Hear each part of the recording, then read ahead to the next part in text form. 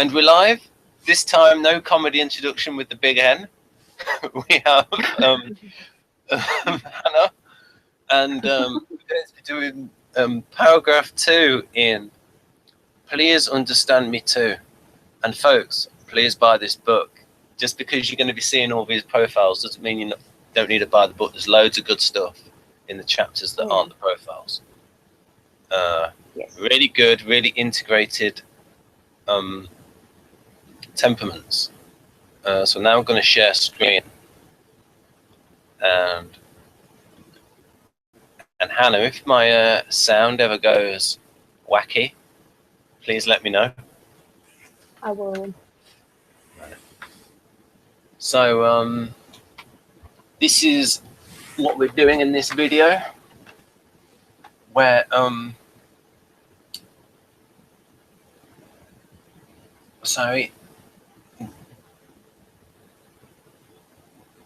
and you can sort of see there at the bottom of the screen that he is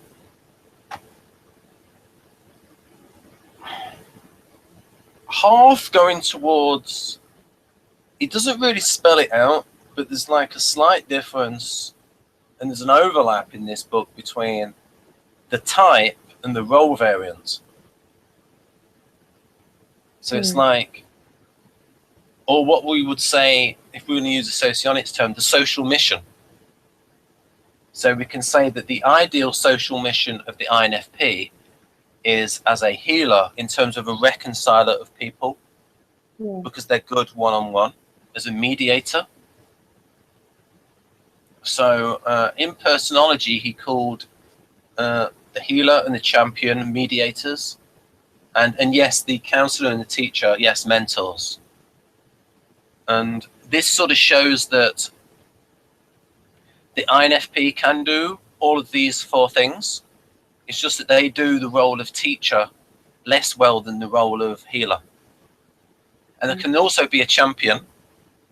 So, you know, you probably get lots of political INFPs who will stand up for their causes. Oh yeah. And then, but also as a counselor, one-on-one, and teacher. It's just that a teacher requires the greater degree of extroversion. Right, what do we have here? So, you're a philosophical person, Hanna. Did you actually look at like Plato's idealists and like his version of the temperaments? I didn't. I mean, in the originals, no, I didn't. And it's been a while since I read this book. I think there is some short descriptions on the history of temperament theory in this book, and where Keirsey also describes these Plato's. Oh no, sorry. It's in the beginning of this idealist. Yeah. Idealist chapter, but it's been a while since I've read it. Yeah, paragraph 2, because this is, I just started, because this applies to all the NFs. So that's sort of what we'll be going through today, and combined in this episode. Yeah. I'm just trying to compare how did he call rationals? What did he call them in Please Understand, in the original? In the original, he called them Apollonians. I assume that's how it's pronounced. And he called the artisans, he called them the Dionysians. He called the guardians the Epimethians, and he called the rationals the Prometheans. Oh yeah.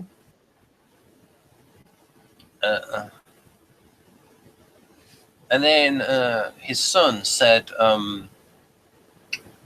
he realised that was a little bit too arty-farty for the mainstream audience, so he changed it to the Plato. So I just thought maybe you'd read like the original, you know, what Plato wrote about the temperaments.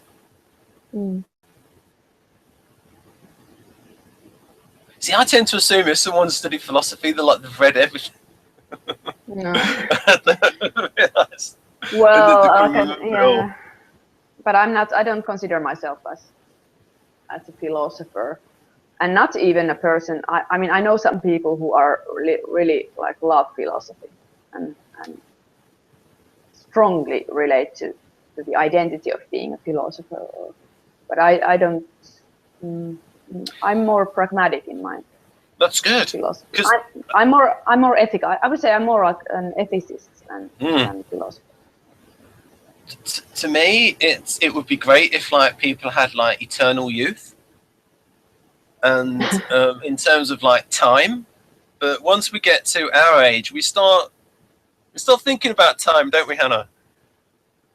Yeah, but they say how long things take. But something like now I don't remember who was the philosopher who wrote that, you know, if in heaven everyone is 42. I don't remember who was it, you know, because that's like the perfect age. You have gone through the difficulties of, you know, youth. I mean, young. It's horrible, teenage years, everything, and you've had your kids, and you know everything is sort of, and your career is usually in a good phase, and you know. When you're 42, you're not yet old, but you have achieved a lot. So that's like the. But actually, he was 42 himself, I think. You see, there we go. Yeah. It might be. Interestingly, Aristotle wrote that the physical peak was 35, probably for a fighter, and the certainly not for a tennis player. And the mental peak was 55. Well, yeah. So.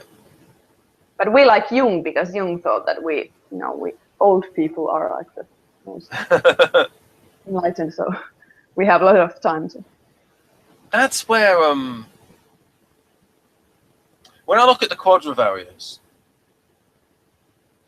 they seem to fit people who are older because they sort of like incorporate all of the functions, and it's not like, whereas younger people, they might just be like half of the functions.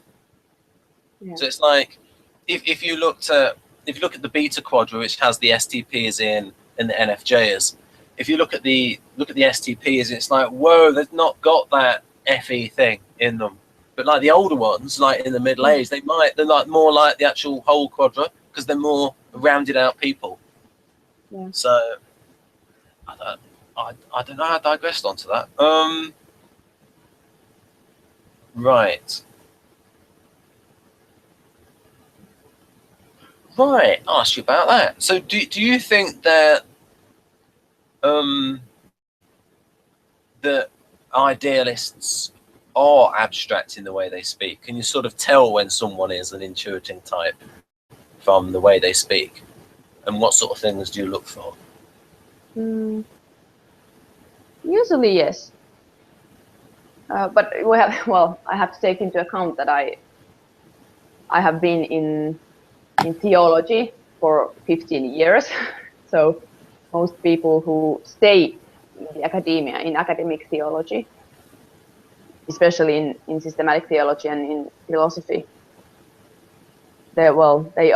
most of them are intuitive types, because sensing types probably don't have patience to be in that kind of world. And I also have another career choice that many of my NF friends have is some kind of art. So they can be. I have some screenwriters and writers in general, musicians. So it's quite easy to see that. I would say it's quite easy to see that the idealism. Well, this is terribly stereotypical, but I have noticed that many NF types like to well, they feel drawn to all kinds of alternative medicine kind of stuff, and Yes. and these holistic health conceptions. That's quite typical for many NFs, and it's actually something that I don't feel very drawn to.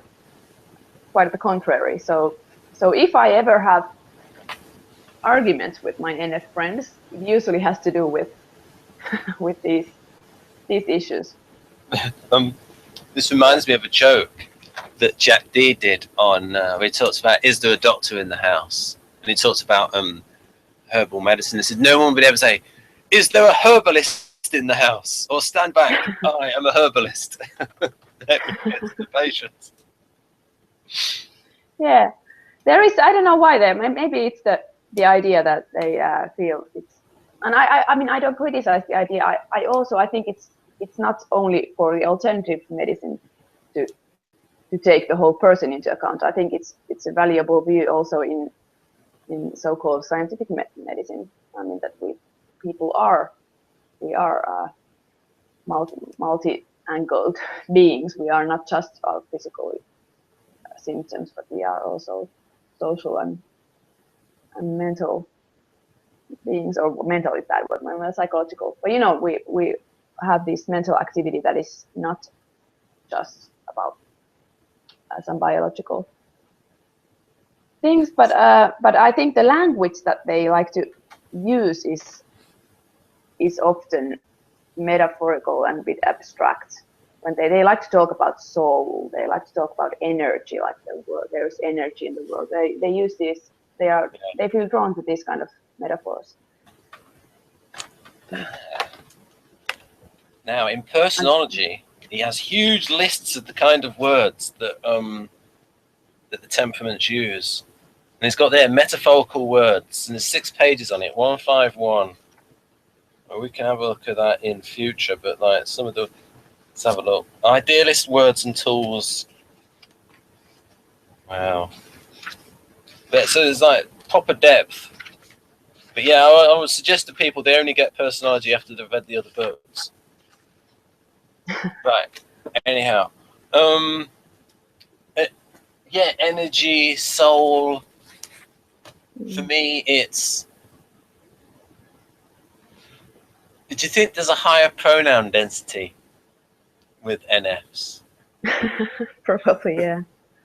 Yeah, and of course they like the word love is like really it appears a lot in the language, and sort of a certain, I don't know if it's typical for all NFs, but there is a certain kind of like longing to something, like longing to, well, I would longing to love and longing to connect and somehow feel unity with someone or with the world or something. Yeah. One of the things that I'm particularly intrigued by is Keirsey's notion that NFs are cooperative in sort of like in terms of social norms. So, what do you think of that notion? Cooperative in implementing goals. Yeah, I think even strong introverts, if they are NFs, I guess they have a need to make some kind of social impact anyway. So, I mean a positive impact. So, in a sense, even if they like to work alone in implementing something, some kind of ideal, they want it to have some sort of influence, positive influence or impact on their usually people, but it can also be like some NFs can be passionate about animal rights or something. So yeah. So I would say yeah. So I think there is this social aspect. And I think if they're less cooperative, that could be like an Enneagram 4 that is disintegrated. They're not cooperative enough. They become too solipsistic. Yeah. But I think even Enneagram 4s, they have this need to that they art. I mean, I doubt that they would want to do art in isolation from all other people. So I think there is this. I may be wrong. I'm not Enneagram 4. I have it in my tri-type, but I don't know. Some like to be. It's an irony in that they like to be. Some Enneagram 4s, if they're NFs, and most of them are. And I am an Enneagram 4. I'm a rare INTP Enneagram 4. Is they like the idea of being the misunderstood genius. Yeah. But they're actually, that self-image that's actually part of a group, though. They like want to be part of the group of misunderstood. Of course, geniuses. Because you can't be misunderstood if someone doesn't misunderstand you. So I mean, you need other people to misunderstand you. It's like, do you think that NFs like to be part of these subculture groups? Oh yeah. Yeah, and I mean it's quite. Yeah, I think it's quite natural that they feel drawn to this subculture because they are, well, at least if we believe these data, statistic data, that NFs are a minority. So their ideals can be too metaphorical, too abstract for most people to feel any kind of connection with. So probably they are more, well, they're more drawn to these subcultures that share these ideals and ideas. But I think that the American university system is so NF. American, Yeah. Most of the unless it's like special like MIT or like Harvard, it is like, because there's a lot of people going to university doing like humanities courses, and the things that they teach, that they make the students take, so much of an NF bias, in my opinion, from a political point of view, so much NFness that I see. And it's like,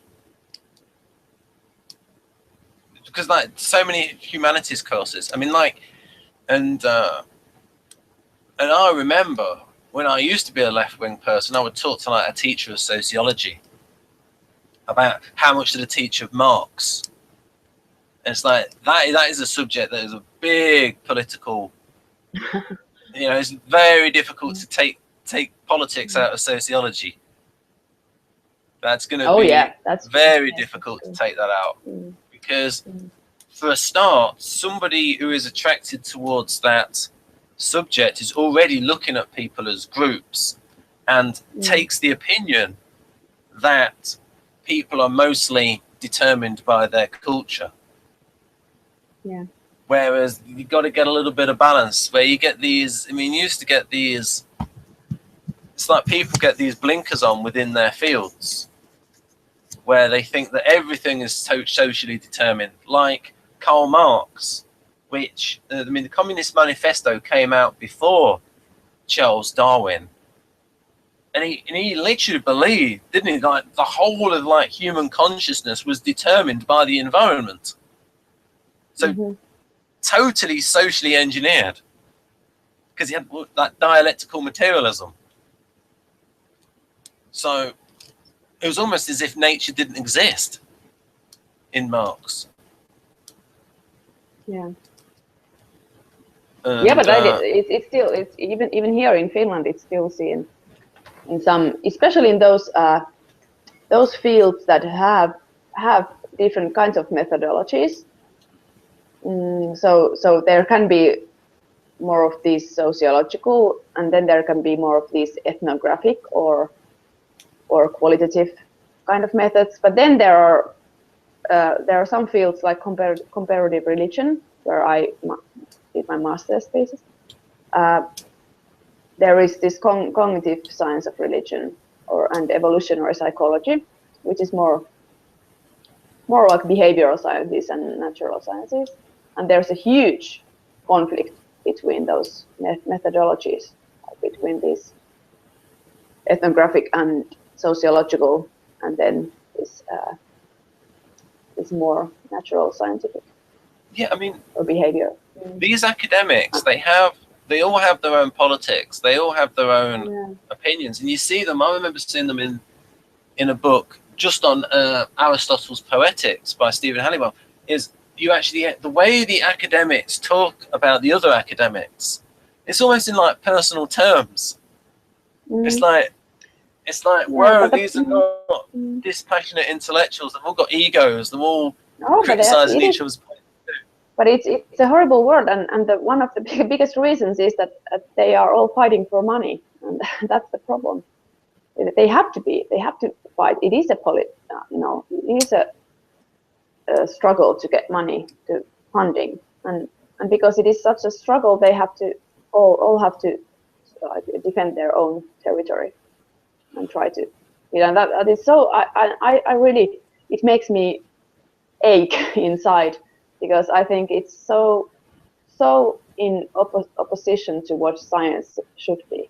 Science should be something totally different. It should have this cooperation between different fields and not this weird like war, inner war going on. But even in English literary theory, there is like competition between. Oh yeah. Like talking about the different interpretations of Aristotle, and talking about this man who would bash Aristotle for he wrote this really good book called Indefinition and Tragedy, and it was like an analysis of Macbeth, and because Macbeth breaks all the rules of Aristotle in a brilliant way. So it's like that thing that Schopenhauer said, that the genius hits a target no one else can see. But yeah, Macbeth. But but I will ask. Let's speculate a little bit. This is speculation. What do you think? Do you think that certain types or certain function preferences or quadras would be more prone to protecting their own academic territory or methodology? Yes, because, and Victor's talked about this, that the Ti minus types and the Ne minus types, so the left spinning types, and certainly INTP is, and he talks about his version of socionics that takes from lots of different systems, and he says that those the other spinning types, the right spinning types, are much more blinkered, and he says that he takes a lot. And he talked about and he said that those with Ti minus, and I think he said the Ne minus, that they see them as different aspects. But he said they juggle different systems, and Maria translated it as interpreted it as. They like to juggle lots of different systems and see each system as a different facet of some Uber system. So someone like me, people will notice that from my channel that it's socionics, it's Keirsey, it's Dario, it's Enneagram. And I'm not like, classical Model A, everything else is rubbish. Only classical Model A socionics. Not like that. If you want that, you can go somewhere else, folks, without mentioning any names. Yeah, but I mean, I'm the same. I have always been, ever since I started in the university, I have, as I have said in some other videos, I have changed my subject several times, but I always keep something from something with me from what I have learned before. and I really love to explore different systems. I think they are just different angles, seriously, and that's and different perspectives. They ask different questions, and I think if we're all like my professor at some point said, like if we have this one elephant, so we are just looking at the same elephant from different angles and then asking different questions, and it's still the elephant. So I think about like that from reality, and I think it's just fun to explore, and that's why I don't understand. I admit it, I have really hard time understanding this territorial kind of thinking. But I don't know but you know, this should be telling of my type, because this is a very strong preference with me. I mean, and it has been like that like since I was quite young. So because I don't ever remember if I'm a left spinning or right spinning. But how is INFP? Well, in Victor's system, they're right spinning. But that's bad then. What about ENFP? ENFP is left spinning. Yeah. It might be one of these things that's more accurate for certain types than others. So I think it's like super accurate for INTP versus INTJ. Oh yeah. It's like, wow. I mean, it's like when I read the Victor's INTP profile, like TINE, it's like, wow, this is like this fits me so much. Like, because like it's like, this is so spot on. No need for me to doubt my type after this. Or it's so complete. And even Keirsey, when we went through it, and he's not a functions person, he's anti-functions, because he believes in dynamic systems and not in elementalism. And he thinks that part of the system is the field, which is the environment, and he thinks there's a dynamic interaction between the person and the environment, and it's hard to split them up. And so he believes in like integrated types. Well, even he said, when I was going through Model G, he said maybe there's something in it based on his ability to really capture the type. So he thought that Victor's INTP profile really captured him. And when I taught him, the thing that really related to, wasn't there before, was the idea of being good at TE in theory. That they think a lot about business logic, but not be able to implement the plans. So for instance, my interest in economics, but not the actual practicality of implementing it. And today we before we started the hangout, we were looking at INTJ, how their ability to like put things in order and know what all the sequences are and stick to those sequences, rather than INTP that's looking at the connections, going sideways, so that eventually they'll end up with Kevin Bacon. Yes, sure. Right. But I will mention, because we have the Daria Nardia hangout, was the last hangout that we had a week ago or last week. And then after that, I paid for the Neuro PQ test, where you like self-assess what brain areas. Have you taken that? No, not yet. No, I was happy with the keys to cognition test. Yeah. Well, this is about the brain areas. It was only $9, so I think it was quite reasonable. But it's the same information, almost the same information is in this book, this Neuroscience of Personality, anyway.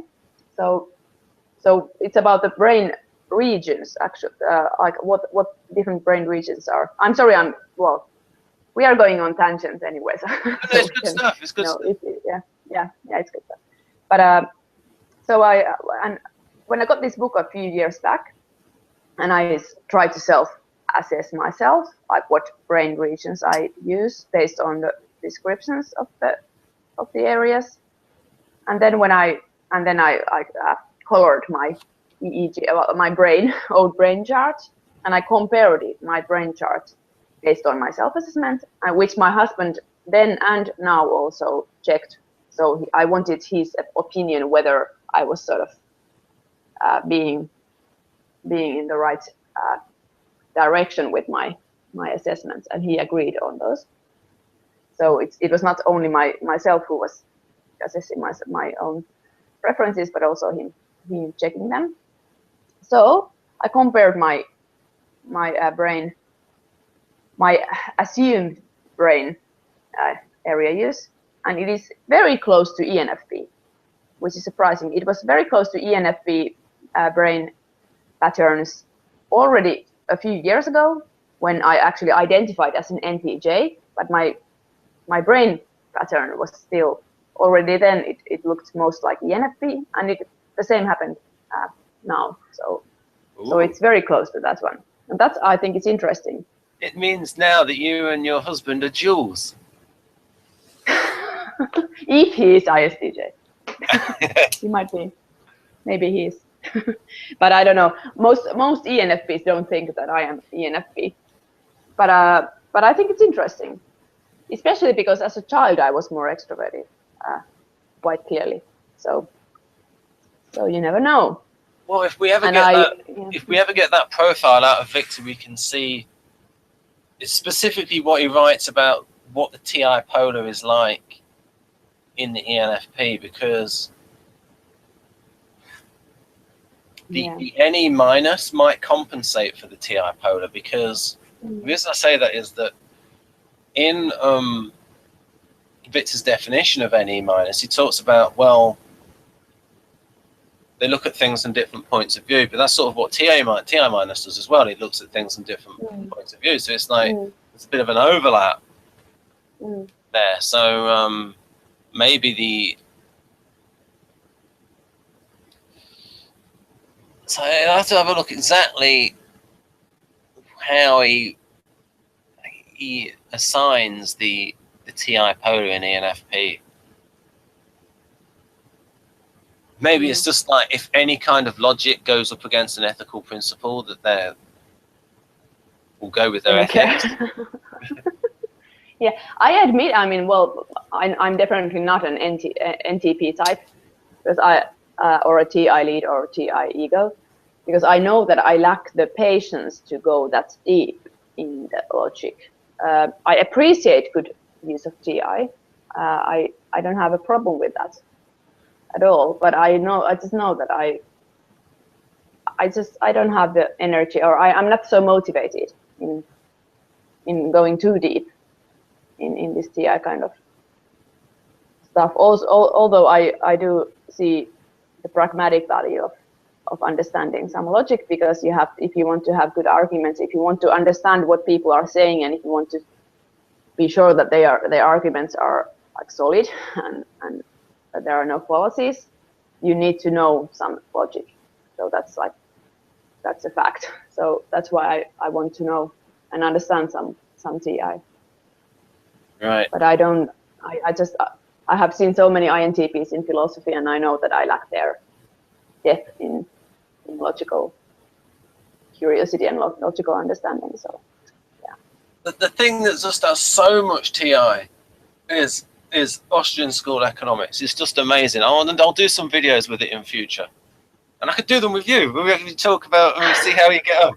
But that would be horrible, because I don't understand anything about economics. Well, I'm going to do it basics. We'll just talk about the business cycle, and we'll actually because I will actually show how with Austrian school economics it benefits the retired. And it actually benefits the poor, because it doesn't inflate away. All governments are so cynical, you know. They'll have a minimum wage, and then they'll create a load of inflation to offset the damage caused by the minimum wage. Whereas if they just had sound money, poor people would have more money, would have more spending power anyway. They're terrible at that. They create the inflation to actually make the minimum wage actually really small in real terms. So terrible. And also because they have a load of debt, so that they like to create inflation so that people have less debt in real terms, and it screws anyone. So anyone who's retired, and they don't have to pay student loans, they don't have to pay car loans, they don't have to pay a mortgage. So anyone who's retired, they get screwed because they have savings, and their savings are hardly worth anything.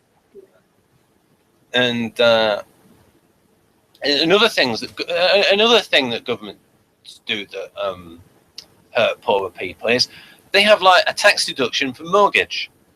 You don't have a tax deduction if you rent. Ah, okay. All these little things, all these little biases that you get. I digress. Anyway, we'll get back to the. But that's. But we both like to digress, so I think it's. Yeah. I think. Okay. Yeah, we value NE, and I do. Yeah. It was sort of like. I'm a little bit naughty. I like to compare TI and TI and FI.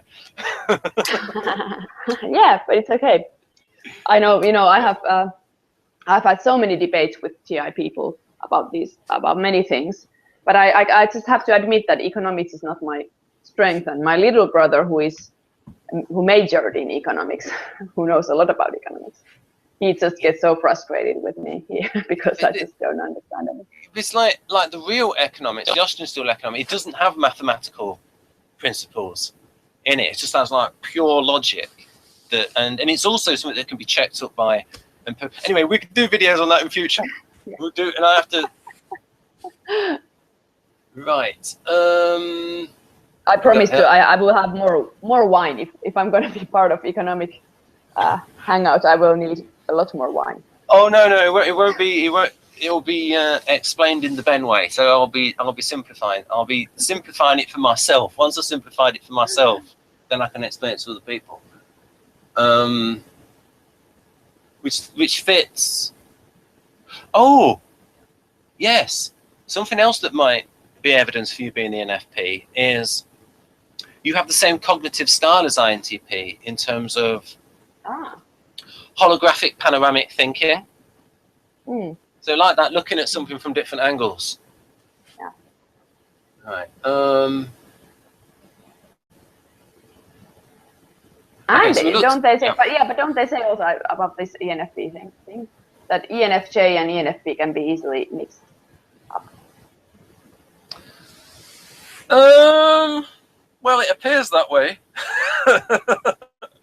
Based on Victor's typing, if we think you're an ENFP and his type is ENFJ. No, but the biggest reason why I'm really doubting any judging type for myself is that I'm fairly sure that I use my right prefrontal area more than my left one, and that's a very clear preference. And I'm fairly sure I do that, and that's usually perceiving types that I prefer. If you really want to know, Dario does do these workshops. I know, but and he's going back to Sweden, so maybe you could like hop on the train, hop on the plane. But you know, he might want some buns. He might want some money for the workshops. Yeah. Is he coming back to Sweden? Do you know that? Yeah, he's going to travel back to Sweden. Oh, that's cool then. So I don't know how much. I don't know if you want to pay like €1,000 or anything. Well, I don't know. I know my husband don't want, but I want. It would be I would love to have my EEG. I mean, it would be so great. Yeah. Well, he's got to cash in. So because we don't know how much this EEG technology will be. Someone might come up with something better in 5 years.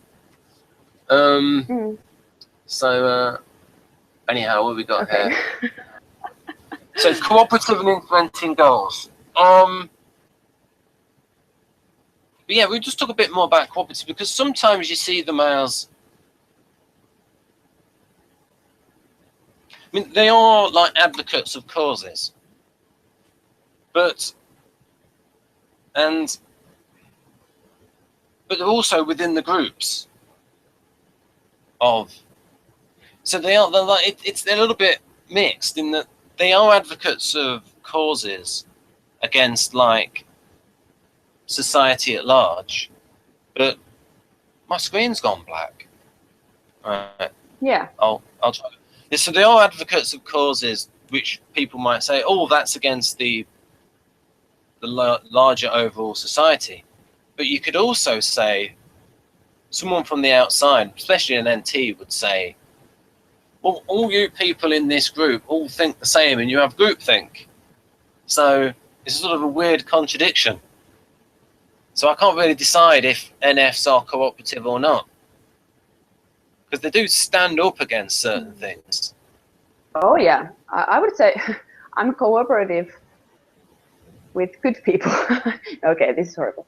I'm cooperative if the goal is shared. Right. If there is, yeah. So I have no reason to be cooperative if I don't agree with the end goal. So and I won't be. Well, I don't know if there is difference between different NF types. For example, FE users and FI users. Yeah.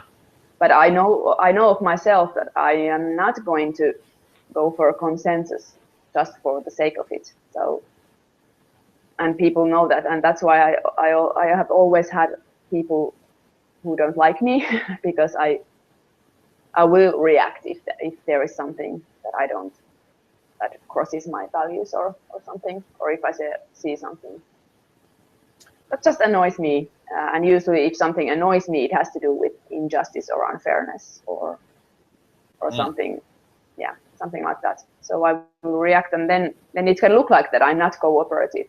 But of course, I would say that, well, my larger goal is to be, to build a better world or whatever, because I'm an idealist anyway. So yeah, so in the larger scheme, I am being cooperative because I'm thinking of everyone's best here. Yes, exactly. Because you want everybody else to be cooperative. Yeah. So it's true. It is not so. It's not one-dimensional. Yeah, it's tricky. I'd have to look at the little differences in Keirsey, like he did the differences between the NTJs and the NFJs. No, NTJs and NTPs. Where he talks about order and organisation, where there might be. I mean, I would.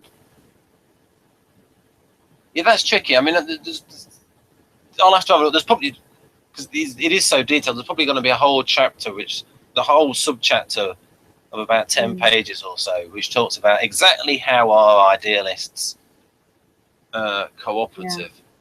Yeah. So I'll go back to. Yeah, did you want to say something? Yeah, actually, I was thinking about Enneagram, which we have to also talk about. Yes, Enneagram. Yeah, that's a good point. So, I'm Enneagram 6, and Enneagram 6 are very reactive usually. They can be very loyal to their group and their ideals, but they will react if there is something that crosses it. But for example, Enneagram 9s, and I think there are quite a bit of NFs that are Enneagram 9s. They will likely be more prone to consensus. Yeah. So there is a huge, and also I don't know about Enneagram 2s. They might also want to, or more easily maybe, go for like a harmony. Yeah, because we were looking at something yesterday, folks. We were actually early this morning. The Enneagram people have now looked at the hormones as well, like high serotonin for the Enneagram 2, and that's like agreeableness for the helper. Yeah, and Enneagram 6 was low on serotonin. Yeah. And also 4. So I have 4 and 6 in my tri-type, and 8 was the third one. I don't have 8 in my tri-type, but I do see some 8 features in myself. I have type 1 as third one. But yes, I'm definitely low on serotonin. I know it, unfortunately. See, I'm wondering, like in future, they're going to give people like injections, and I can imagine. Now, there was a series called Blake 7 where they had. Tell you what it was based on. Lots of information from East Germany about. They had like a really sneaky, sophisticated police state. What they did is, like, if someone was a political dissenter in East Germany, and because they knew the rest of the world was watching them, they would like fit them up, like try to make them out as if there was like a paedophile or something. They like fit them up like that, so like discredit them, so it didn't look like they were because everyone was watching like the East German regime, they would also employ people to go undercover to like gaslight the people to make them think they were going crazy. And someone talked about, and Terry Nation read about this, and then in the first episode of Blake 7, you have Blake, who was a rebel, and he was reprogrammed to be like a compliant member of the society, pretty much like an East German system in the Blake 7 Federation. And when he escaped, they fitted him up as a paedophile. But they did it, and this is like in the first episode, and this would have been shown at like 7 o'clock in 1978, 7 p.m. at night. And what they did is that they had the testimonies from the children verified by lie detector. But what they did is they implanted the memories of the child abuse into the children. So it's like really dark, the first episode. And it's like, wow, this is going to be a great series.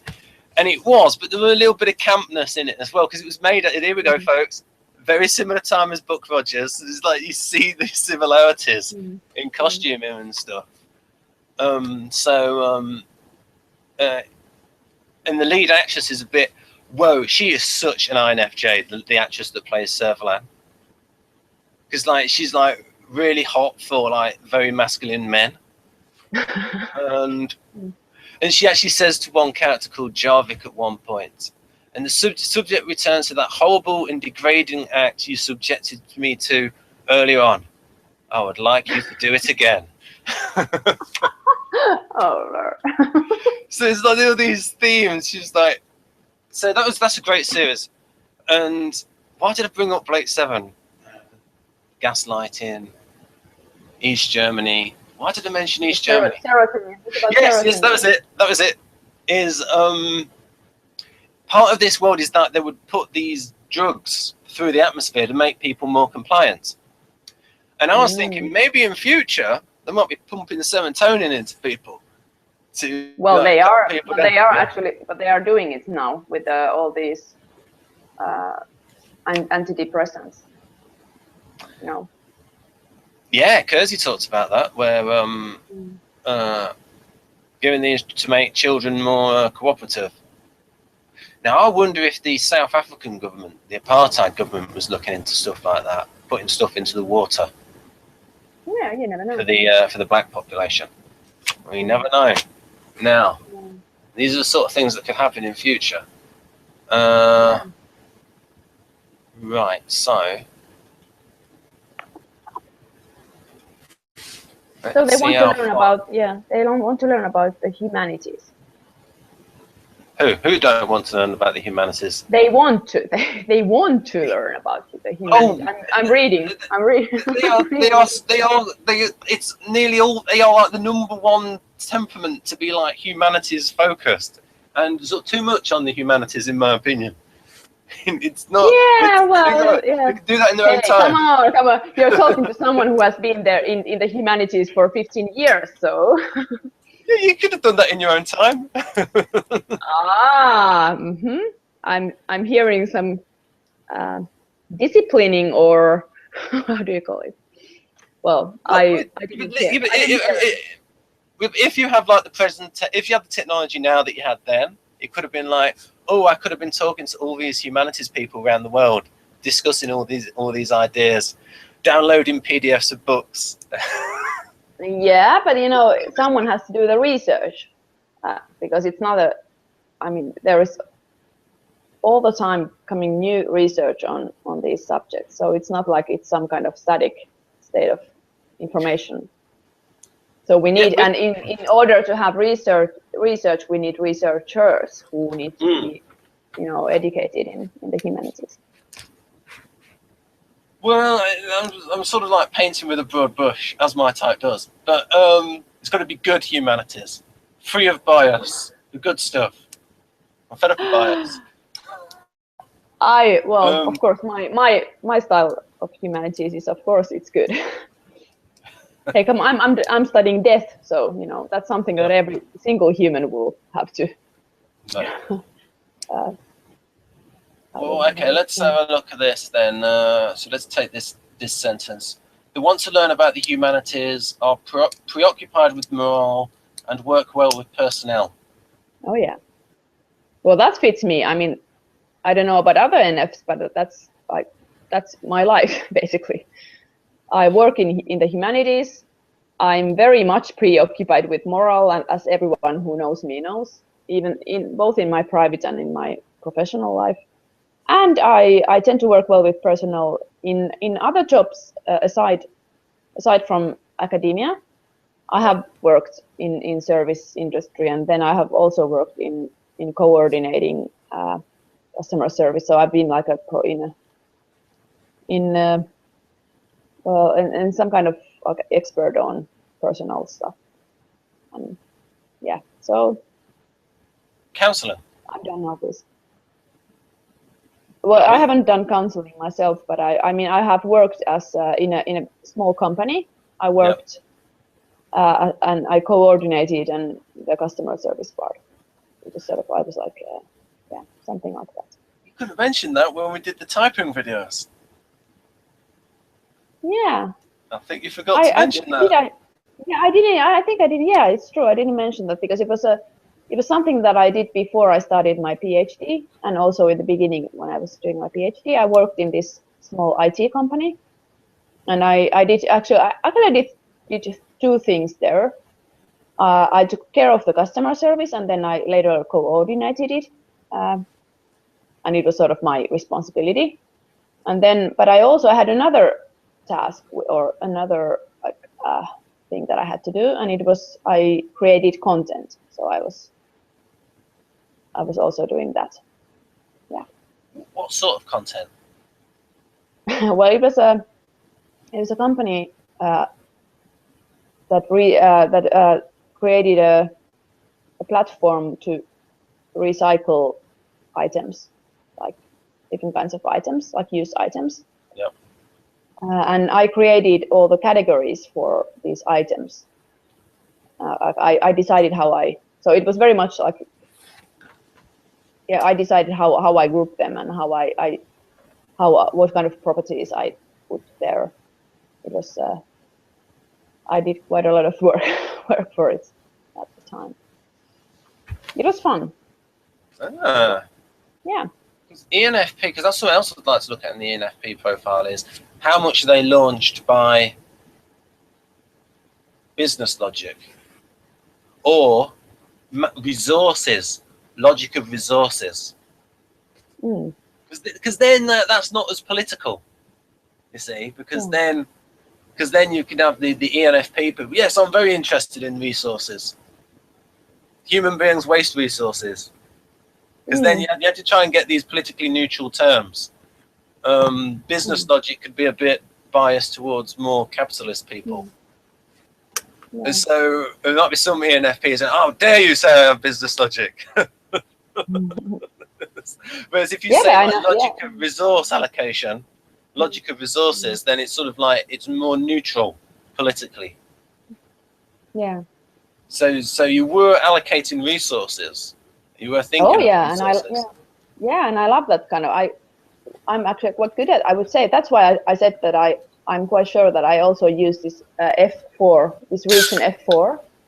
You know, the one that is responsible for categorizing. Yep. I love categorizing. I dare to say that I'm pretty good at categorizing. That's what I like to do. Well, so, I mean, just because you've studied philosophy so long, and Dario talks about development, the brain's a dynamic system. I mean, obviously there's probably going to be limitations, but people are going to get better at that just because of they've just done it so long. Yeah. Oh, another thing I have to say about that. Sorry, I'm interrupting, but I have to say about that. When Dario said that it's quite seems to be quite common that extroverts have more activity on the frontal area and introverts on the backward area of the brain. And my self-assessment shows that I seem to have more activity in the frontal area. Yeah. Right. But we don't. Yeah, we never know. Talking about NFs and humanities, do you know any NFs who are not interested in the humanities? Well, I think most of them are interested in the humanities, but not everyone likes. Not everyone likes to study in the academia. I mean, in the university. So some can choose more pragmatic kind of careers. I know many musicians who are NFs, so they feel that art is their means. Would they like sort of people who watch like the arty-farty players? What? I mean, I quite like arty-farty myself. Artistically pretentious. Like watch a bit of Bergman. Yeah. Well, yeah. Maybe Enneagram 4s can be. Yes. Yeah. I mean, seriously, yes. But not everyone. Especially, I think Enneagram 7. I know many ENFPs who are Enneagram 7, and they just love to, adventure with everything. So they are not pretentious, I don't think. But I think that if you're an NF and if you're like Enneagram 4 with the 3 wing, then you can be a bit of like elitistic with your art. I'd love to have a stronger 3 wing. I'd love to have a stronger 3 wing. And I would love would like to? Yes, I would. I would like to have both wings. Why? Because then I'd get more done.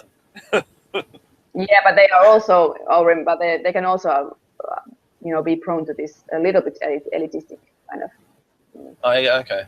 No. Right. Well, I don't know. Okay. Sorry, I love. Sorry, I respect every Enneagram type, but if I'm thinking about the negative side. Yeah. That's good. Yeah, I hate to talk bad about any type. That's just about them. Yeah. Well, I do tend to have more problems with certain types, both in these MBTI or Socionics and Enneagram, but it's not their problem, it's also my problem, so I don't blame them. So maybe it could be said with NFs and them being cooperative is they are not cooperative with people who advocate not being cooperative. Oh yeah, that's true. But they want everyone to be cooperative. Yeah, it's the same that they always say about being like. So I'm a tolerant person, but I don't tolerate intolerance. So a lot of NFs would like to have one global government, everyone cooperating. Alex Jones calls them the globalists. They want everyone cooperating, everything done through the UN. So if you like, we're going to like a political extreme.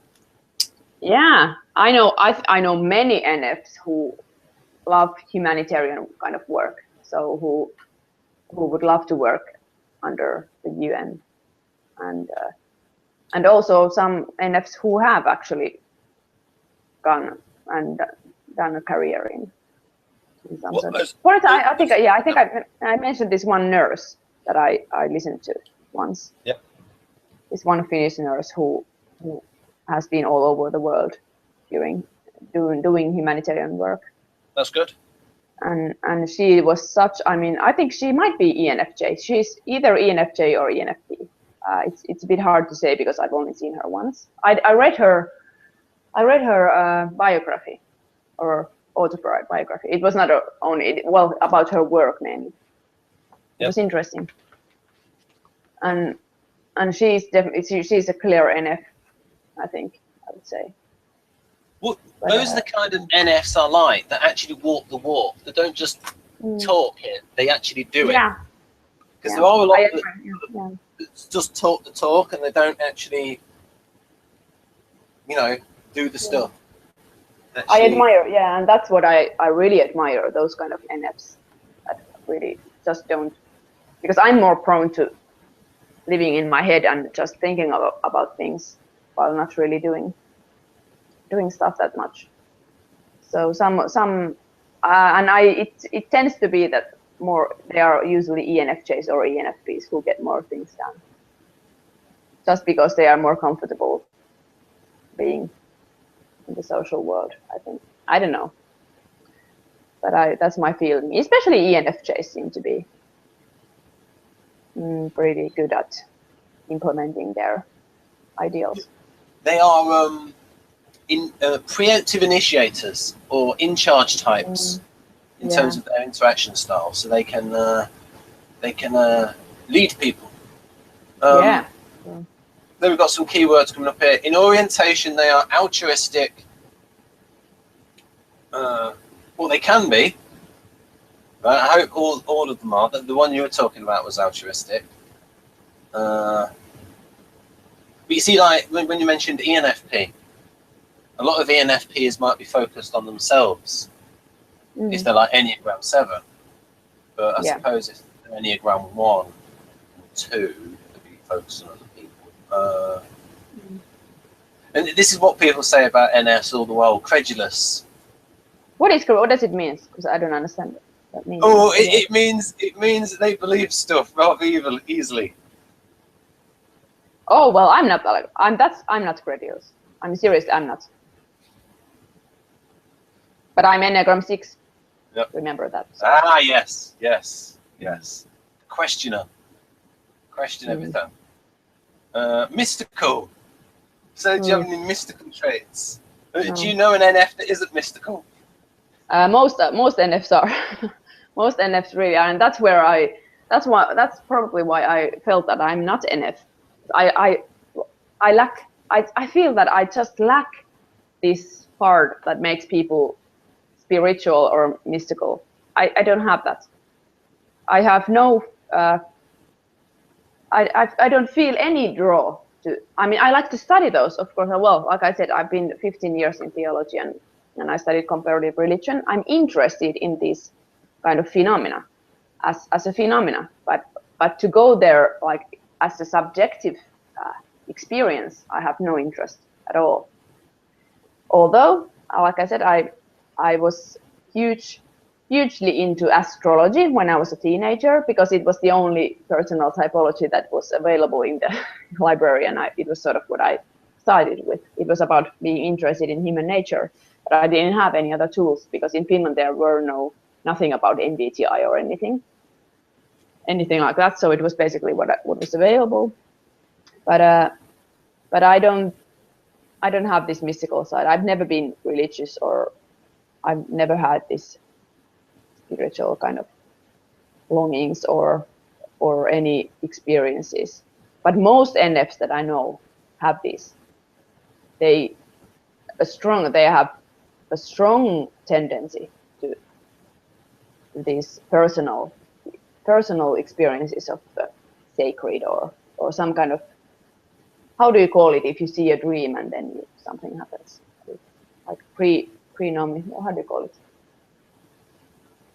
What is the word that you can see the future in your dream?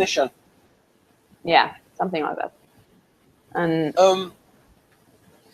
you go on. I'm not just saying that many NFs that I know feel strong connection to this energy in the world, and whether they call it God or something else, they are. Right. It says they're situated on pathways. I thought, oh, what does that mean? So I've looked in the book. I'll read this bit out for folks. Right. Got to get the. Here we go. I'll read this out. So this is page 135, Hannah. In column 2. The place is the pathway. If artisans like to be in the middle of the action, guardians at the gateways of exits and entrance, and rationals at the crossroads mapping coordinates, then idealists are most comfortable on the pathways that lead them on the search for the meaning of existence and take them on the journey to some higher stage of personal development. You're already sounding very NF. The notion of the spiritual odyssey, the crusade, the pilgrimage. Oh, these days, you can't say that word. You can't say crusade. You'll offend people. The pilgrimage or the quest. I'll say that again. The notion of the spiritual odyssey, the crusade, the pilgrimage or the quest is deeply satisfying to idealists and is perhaps their favorite metaphor for their experience of life. In Man of La Mancha. Yeah, go on. Yep. No, just read, And interestingly here, in Man of La Mancha is, interestingly enough, Don Quixote is typed in socionics as ENTP, but Keirsey types it as an INFP, and I think that makes a bit more sense because generally you can say that INFPs are quixotic in terms of unrealistic ideals. Oh yeah. Right. So have you read that book? I've not read it. Man of La Mancha. I haven't either. You might get a lot out of that. You might be thinking, "Wow, this guy's really INFP," or you can sort of settle the debate: is he ENTP or INFP? So in Man of La Mancha, Don Quixote sings of his glorious quest to follow that star, of ideal honor and virtue, no matter how hopeless, no matter how far. And in Robert Pirsig's Zen and the Art of the Motorcycle, come on. Zen and the Art of Motorcycle Maintenance. I thought that would be like a joke title. Zen and the Art of Motorcycle Maintenance, an inquiry into values. A young philosopher imagines his spirit of inquiry roaming through the high country of the mind in pursuit of an elusive wisdom. Right, I'll read this bit out. Unless you want to read it out, where it says many trails. Your English is better. Okay. Only just. Many trails through these high ranges have been made and forgotten since the beginning of time. Even within a single civilization, old trails are constantly closed and new ones open up.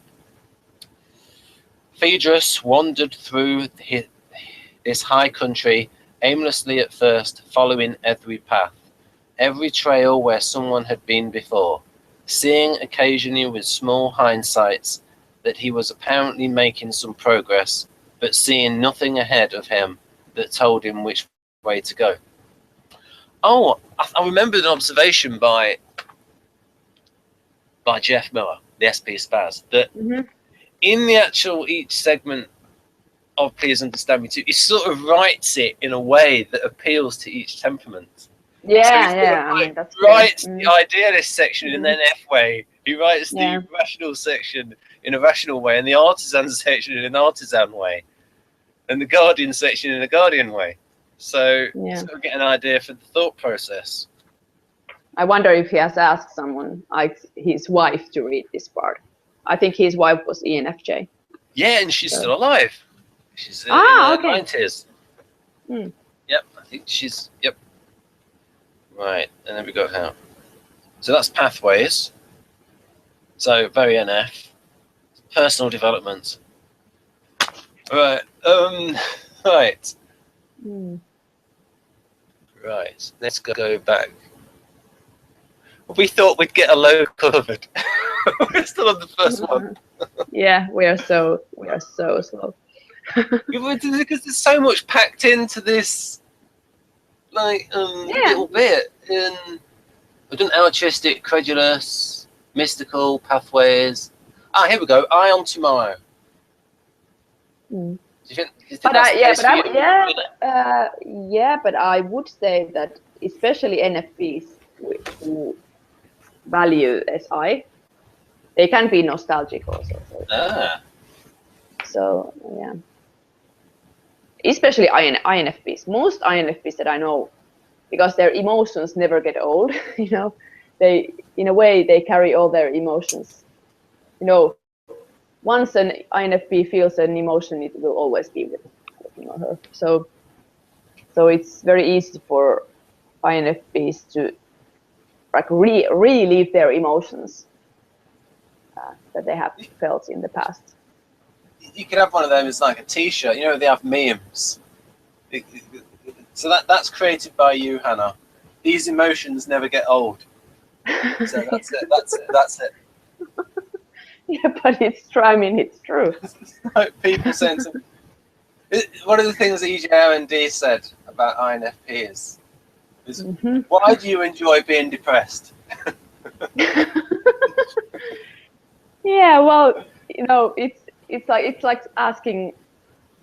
Well, it's like asking a dog, like, why do you enjoy being a dog? It's like it's part of a certain melancholy and certain. Well, yeah, I think it's this nostalgic connection to our emotions. It's just part of us, or part of. I think though it's not that they like being depressed in terms of, because I imagine one that's been through real depression would say, no, it's a sort of a kind of affected depression where they sort of put themselves in that state as it's not like proper depression. I don't think. I think the NS can believe that they're depressed, but without being depressed. And then, but through that process, they might then actually go into real depression. It's more of an affected. Well, yeah. Well, I can say, like with regard myself, I have suffered from real depression, so I know what it is, and it's nothing like this kind of. Yeah. Well, and it's well, I can feel this affective kind of melancholy when I listen to Adele or something, you know. Yeah, something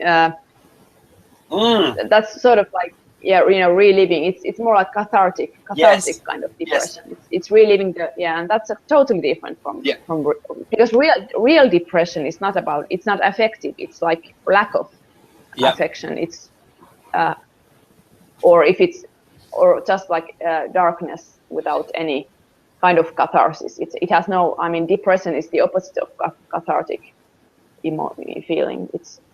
That's a good point. It's really so.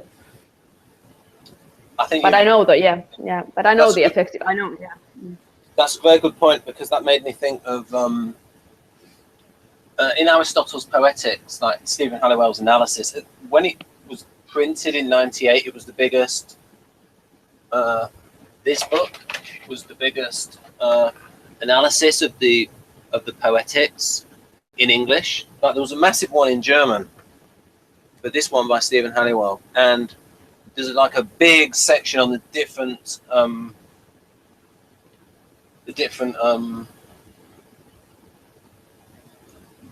interpretations of what catharsis is and what Aristotle meant by catharsis.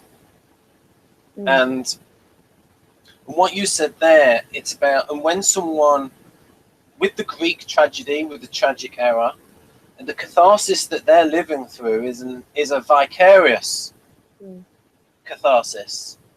And it's almost as if some NFs want to put themselves, and because you've experienced real depression, you know the difference between real depression and an affected, vicarious depression, catharsis, where they just want to experience these dark, meaningful emotions. Which is totally different from real depression. Yeah, and I wouldn't even call it depression when maybe it's melancholy, or maybe it's kind of, something else, because depression it's a like this, or I mean, it's sickness. You're ill when you're depressed. It's not really messed up. Yeah, I would say it's a hormonal thing. It's not outside factors. It's just the way the brain chemistry is. Yeah, but I mean, the brain chemistry is of course affected by the environment, and especially our past and childhood. I just read an article. In a Finnish newspaper that said there was some research on depression or something, or doctor or something said that that the best thing to avoid depression is to have a safe childhood. That's like wow. Well, that's what an interesting thing is that is exactly what Aristotle himself said, that in order to have happy, or happy meaning, not meaning happy in our sense, it's meaning like this eudaimonia. So this like well-being, it's more like well-being, not happiness as such. Right. So in order to have these virtuous people, to make happy and well-being people, you need to they need to have good development. So it's all about childhood. I mean, Aristotle already knew that. Did he advertise his services afterwards? Because he was actually a tutor to Alexander the Great. Yeah, but thing is that Aristotle, this sounds very fancy, but unfortunately, he was very elitist. about who could Oh, be, yes. who could be, like who could achieve eudaimonia. So it was only Athenian males, white males. So Yes. so there you go. Ooh. So And interestingly enough, they the Athenians criticized the Spartans and said, "Hey, you've got Greeks as slaves. You know, you've got the you hoplite warriors or whatever. What I think they were the I can't remember what mixed up. The hoplites. I think the hoplites. I don't know. I don't know if they were the slaves. The hoplites. I don't know, yeah. But they have effectively slaves. Most of the population of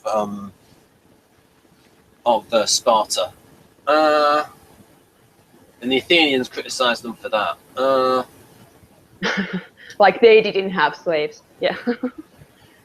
Yeah. But the thing is that it's because they enslaved fellow Greeks. That's what. Yeah. Yeah, that's. I mean, some defenders of Aristotle have said, well, he did go to a lot of trouble to support slavery. So, but I cut him a little bit of slack though because of what happened to Socrates. So they had to be careful what they said. It's just like Kant had to be careful, right? He couldn't have gone full on libertarian.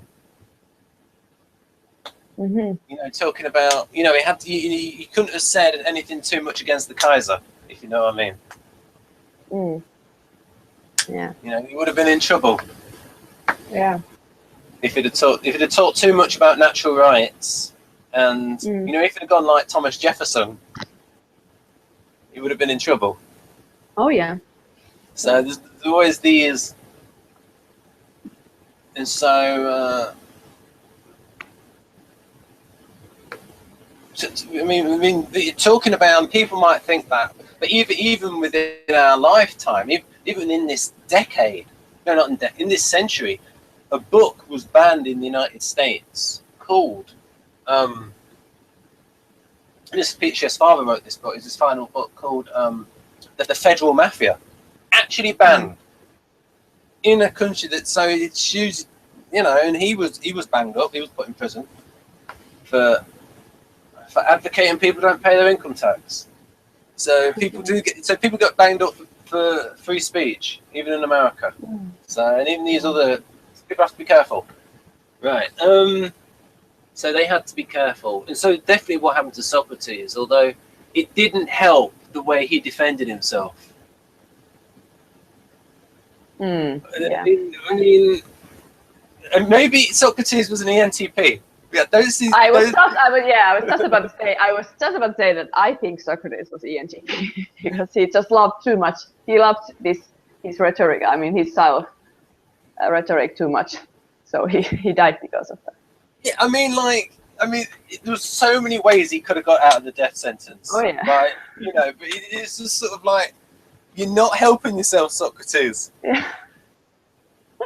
He just had to troll, He couldn't. Yes, that's it. He trolled them.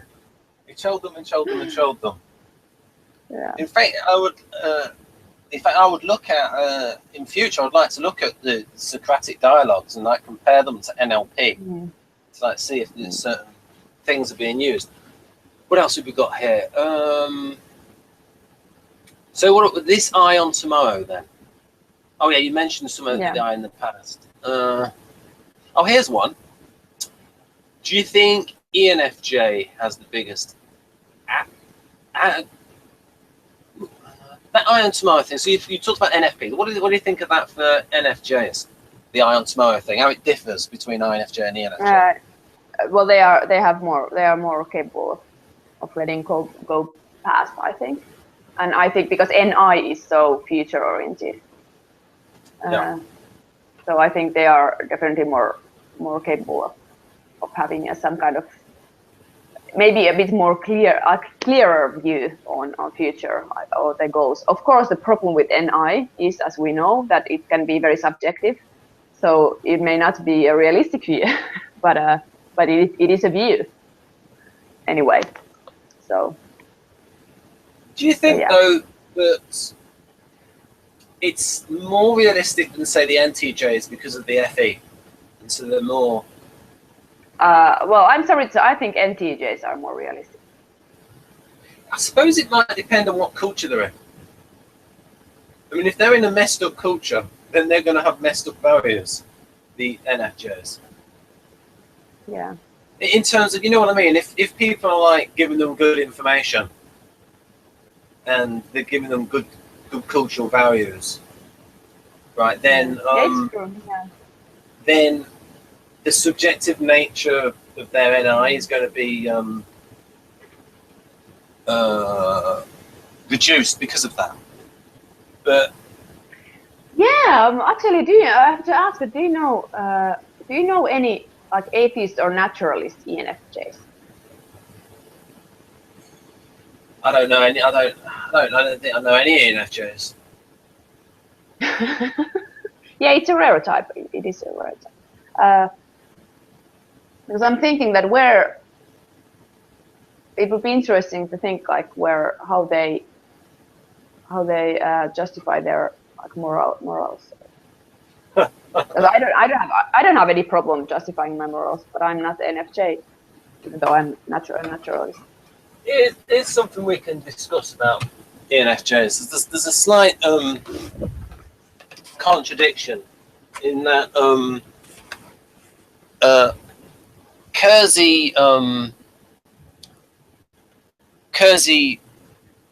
David Keirsey Sr. married to an ENFJ. He loves ENFJs, literally.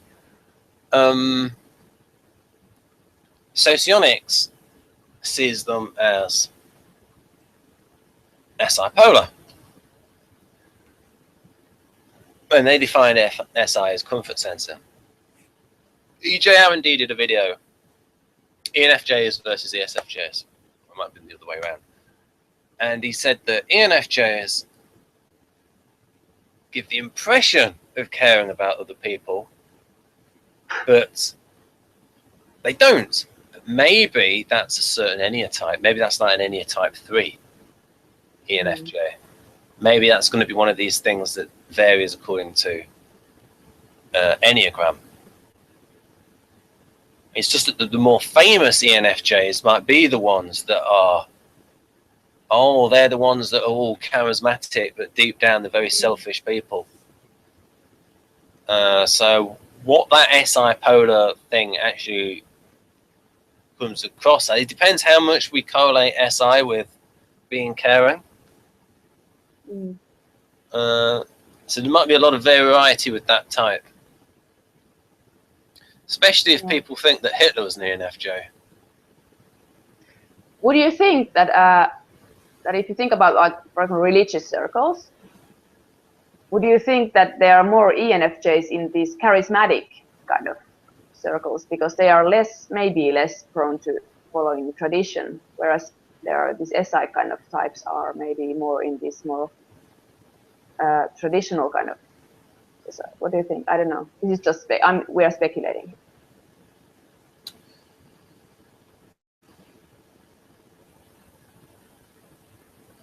But the ESFJ I know well is in Australia is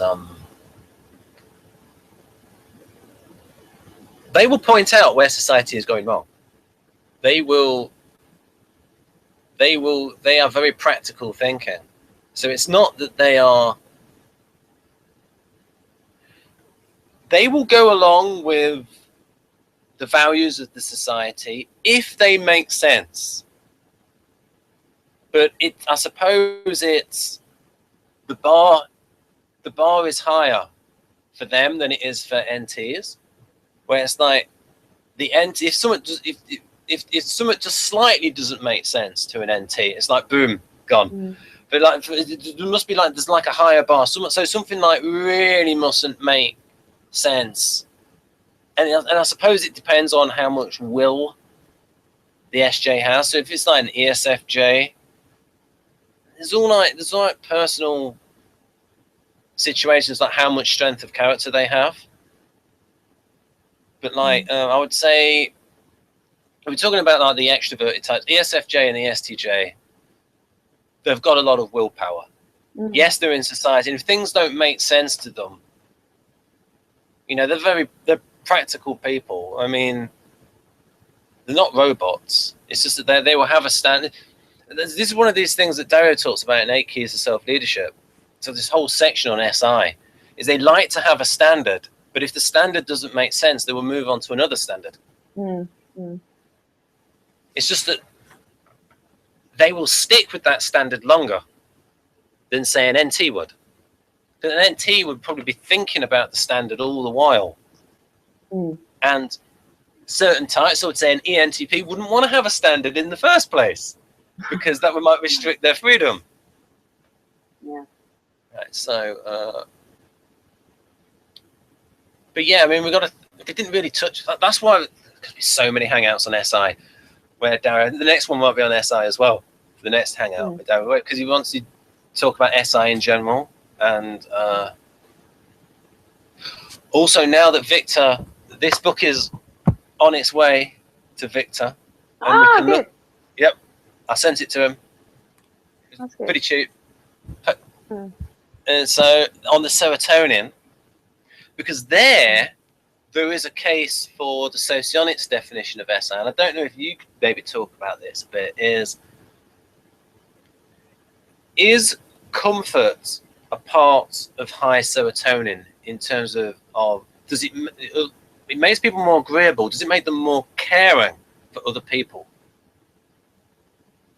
Well, I think I could imagine, this is all, again, I'm speculating, but I could imagine that it's about, they want to have a comfortable surroundings. So it includes other people.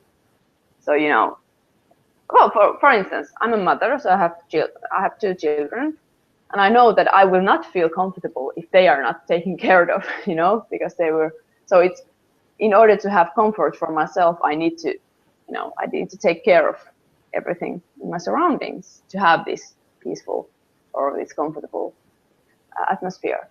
So caring it is motivated.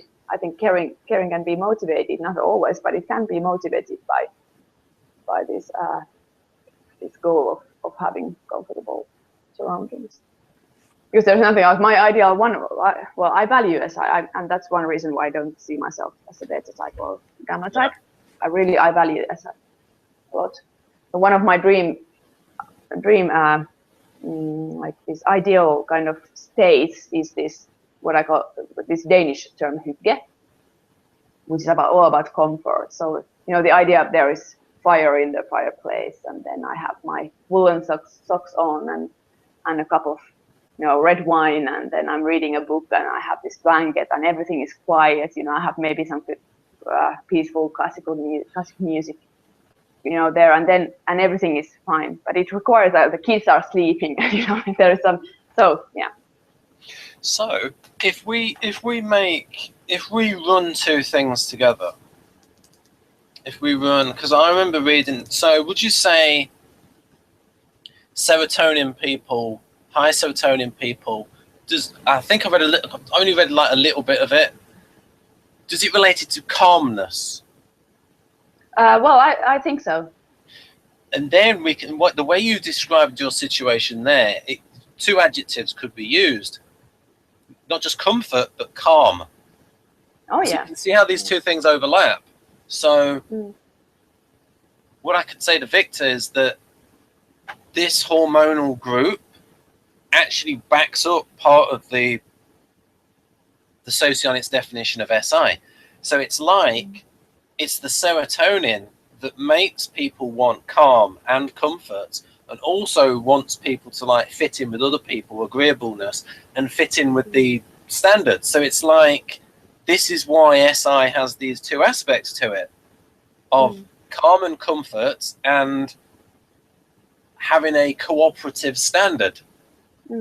Of course, because the standard helps creating the calm environment. That's what they have realized early on. That's humans. We are social beings.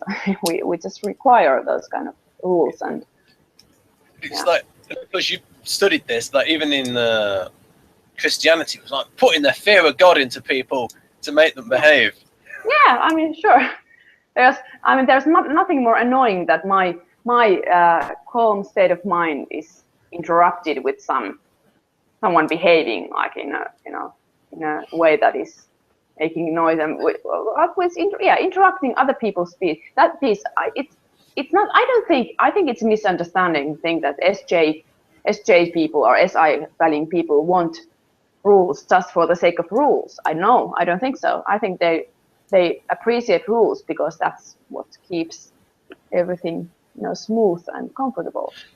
So you see, I think once people get over 30, that's the age we're going with. We've just both recently turned 30.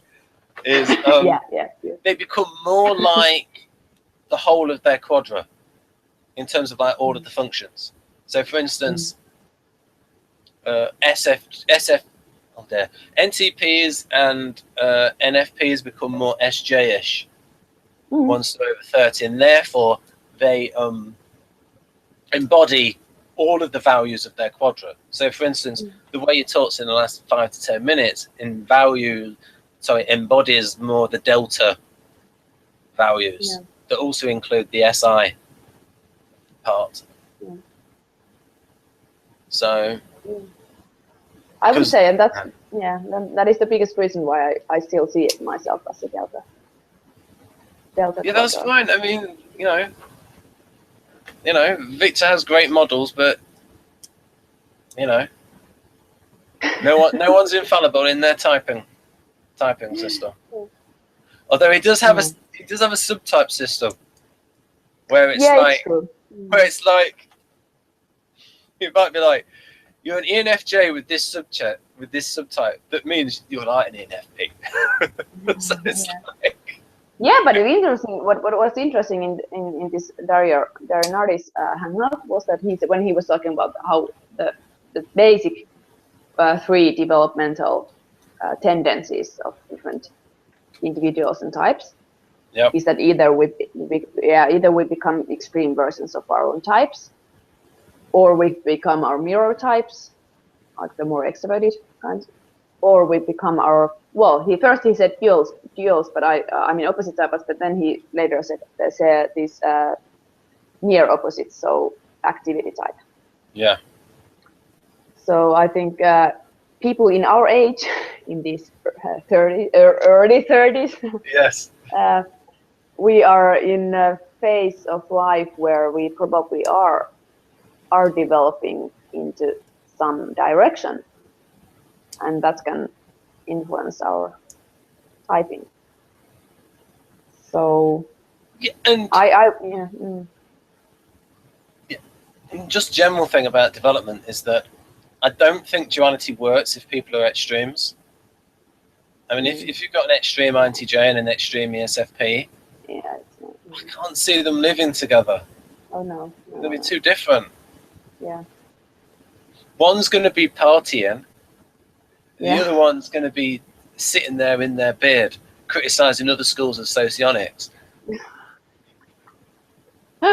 Yeah, that's pretty much the image.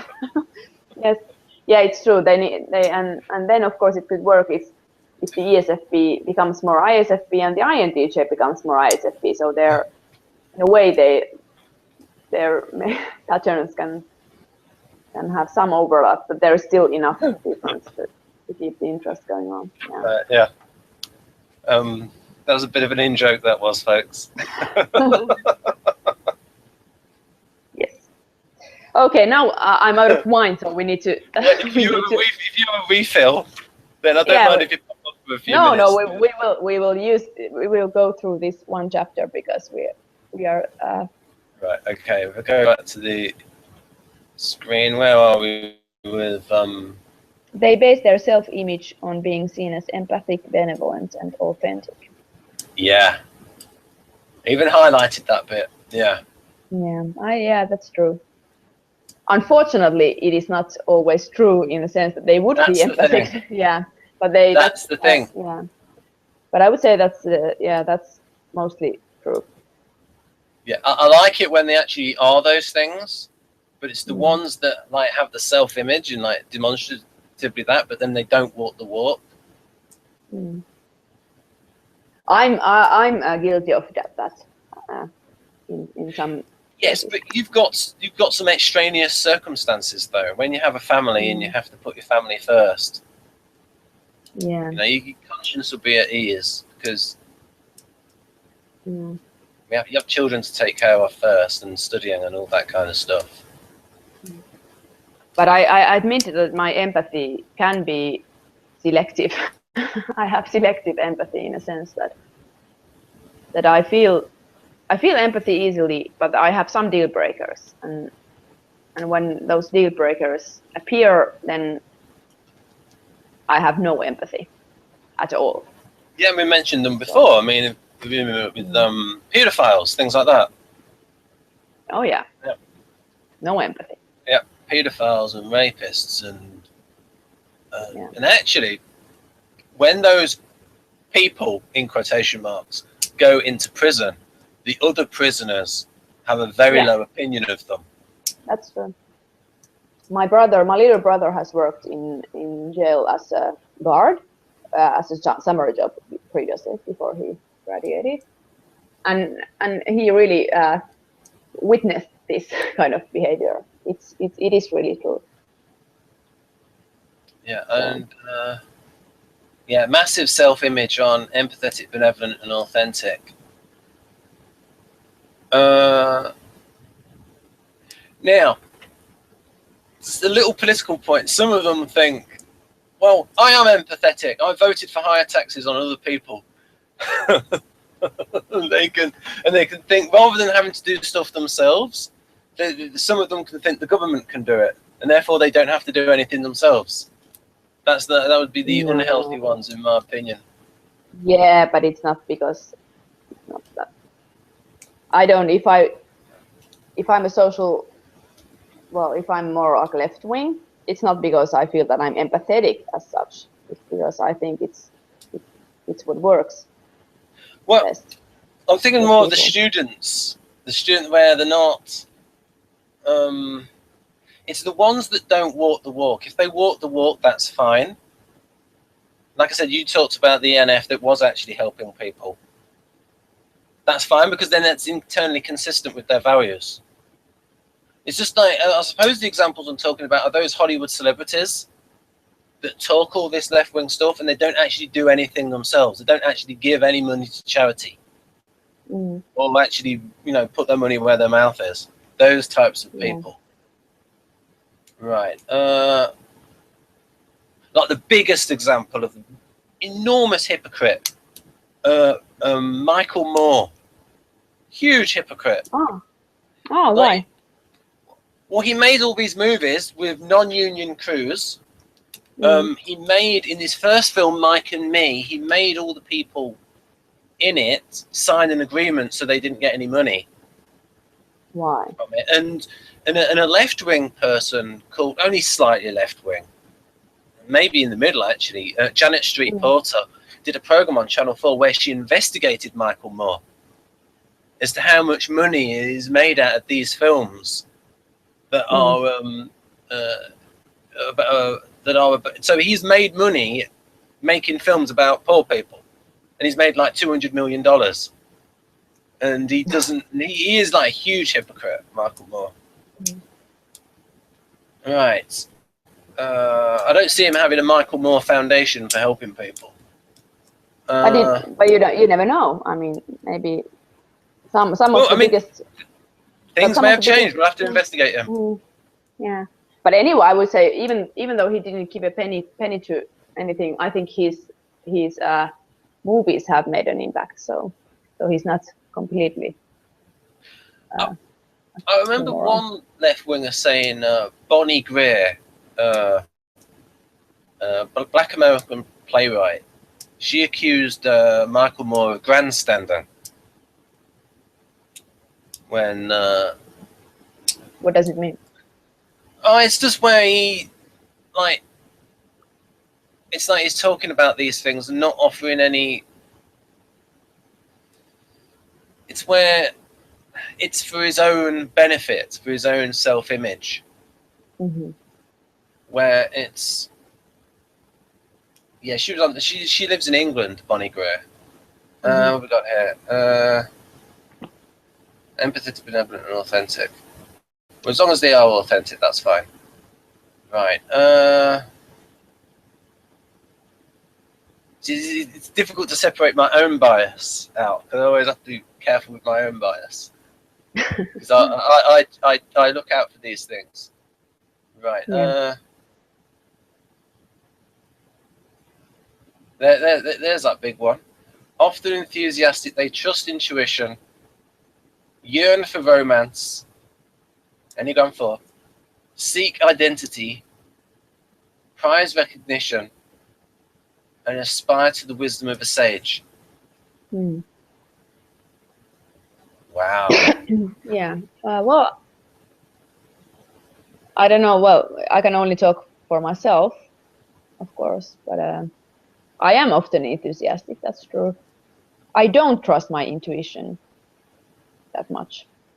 But again, I'm an Enneagram 6, and they are head types, so they are not that into trusting intuition or gut feelings. They prefer knowledge. Yearn for romance, yeah. But I'm becoming more cynical in that regard. Seek identity, yes. That's why I'm making these videos. Yeah. Well, you know, well, but I think that's one good evidence for. Well, I'm still not sure of my type, and Yes. I'm in my early 30s, and I've been yes. into these kind of theories like for decades. So I seek identity, prize recognition, not so much.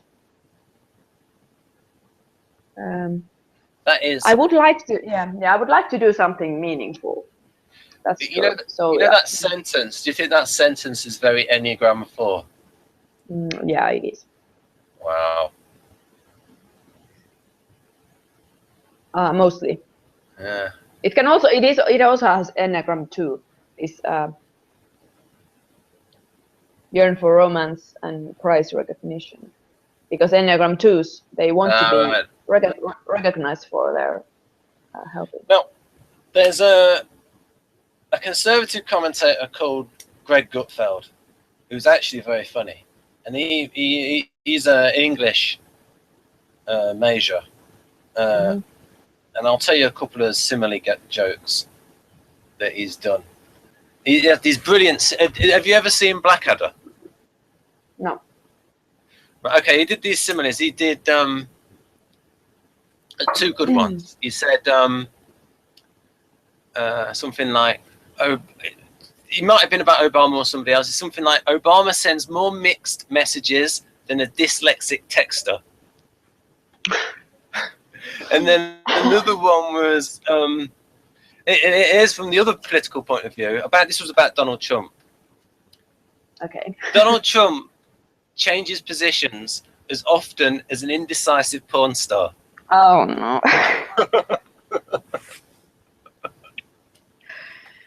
Yeah, well, I guess that's true. Because it's such an opportunist. It's such a it's just so much demagoguery, and I hate the way it says China. Demagoguing the Chinese. That's such an old thing. That's always been done. Demagoguing the Chinese for their work ethic. So he talks about something interesting, but slightly uncharitable. When he talked, there is a tendency for certain people to put identity over achievement. And this is when you're thinking about certain NFs, where they don't get trapped into identity instead of achievement. And you can get certain people where they can get trapped with a label, especially if they have like a victim culture. And so that prize in identity, that can go with the group ethic. Yeah. I know some. Yeah, I know some NFs who are so so loyal to their need to be, how to say, individualistic or different, that it sort of it stops them from living or doing things. So yeah, that can be some kind of block also in NF life.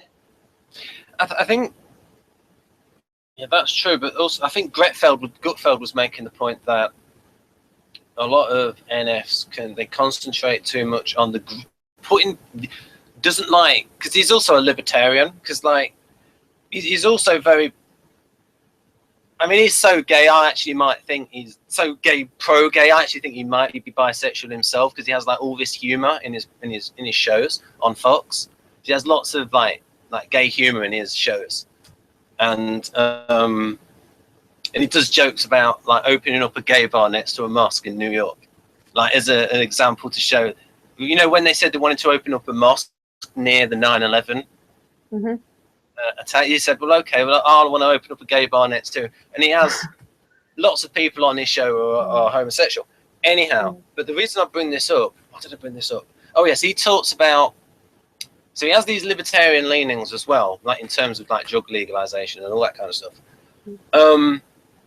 But he talks about, he doesn't like how the left can put people into these little groups and split people into these groups. And then he talks about how you get this thing where the people have this group identity, and the people get tagged as part of that group, and then there's limitations within that group. And then rather than the achievement aspects, that's the point of view where he's coming from. There's like some truth in it, not all totally true. So that's just that point of view. Anyway, he's a funny guy, Greg Gutfeld. Right. It's sort of like, if you want a funny conservative, is probably about it. Only him and Dennis Miller. Oh, Dennis Miller does his gags recently. It's so. What did he? Oh, damn it! I wrote it down. It was so good. What he was talking about, because he makes all these philosophical references, and Jeff Miller thinks that Dennis Miller is an ENTJ, because the way he plans out. Ah, wow. Because the way he plans out his material, like these such obscure references. Like he was saying that things like, if you're a young boy at 12 and you see Sophia Loren coming out of the water with rivulets of water dropping off her body, and if you don't like Sophia Loren, then you know at that age you're gay. Something like that. So like all these extreme metaphors that people know when they're younger. So he's libertarian as well, a little bit. Now,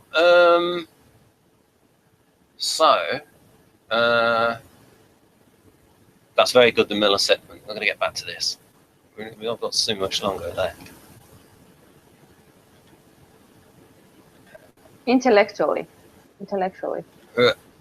Right, intellectually prone to practice diplomacy far more than strategy, logistics, and especially tactics. That's what Donald Trump does, tactics. Short-term opportunism and changing of positions because what is more immediately, yes, that makes sense, where they're going to stick to their beliefs over short-term gain. Oh, yeah. So even when it's unpopular, they will stick to their beliefs. Yeah, I remember one. I'll praise them for.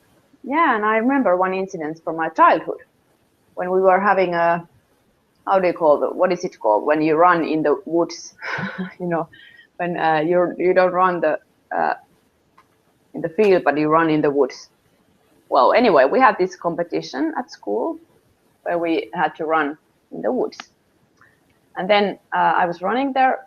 I've never been good at sports, but anyway, I was running there. It was going pretty okay. And then my friend, she fell down. And I knew that, okay, if I just continue, I will win her. She was usually really good at running. But I waited for her.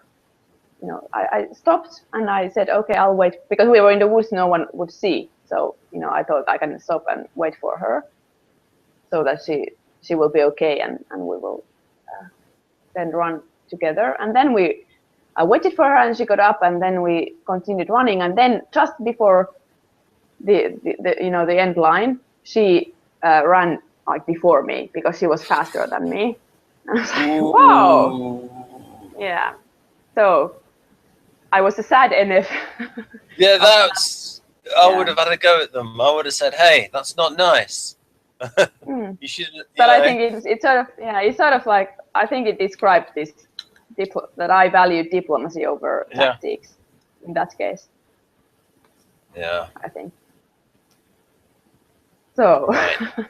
Now we've got I don't know how much we've got left. Probably about 20 minutes or so. We'll get through this a bit quicker. Probing or exploring nature? Oh, this is about INFP now. I mean, this is not about NF. Yeah.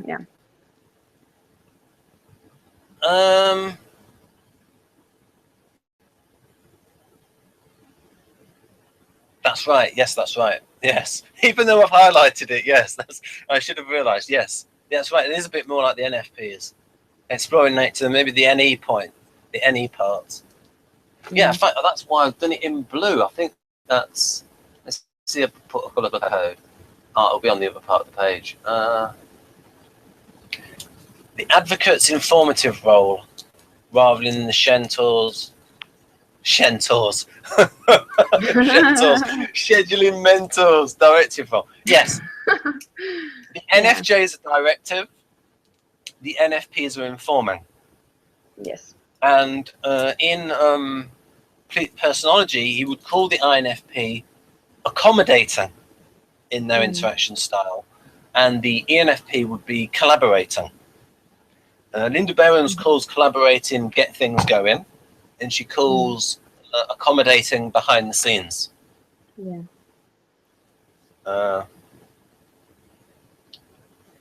It was interesting. I took this DISC test. You know, this DISC, DISC test. Yeah, what does that stand for, DISC? It has this it's basically this another system that is used in, well, I think mostly in professional fields, but it's about this pretty similar to Linda Behrens's interaction styles. And I just learned we were talking about this in one group, and I just learned that that Linda Behrens herself has made these correlations, if I remember right, has made these correlations between this DISC and DISC system and her interaction styles. And this DISC system is also, it comes from 4 different styles. So D is for domineering, I is for no, I don't remember. Maybe interrogative? No, I don't know. Something.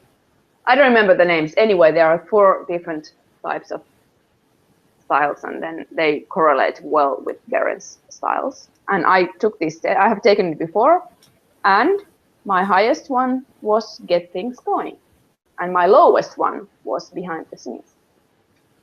Ah, that fits ENFP. Get things going. Yeah, because if you do temperament and interaction style, you get to a type.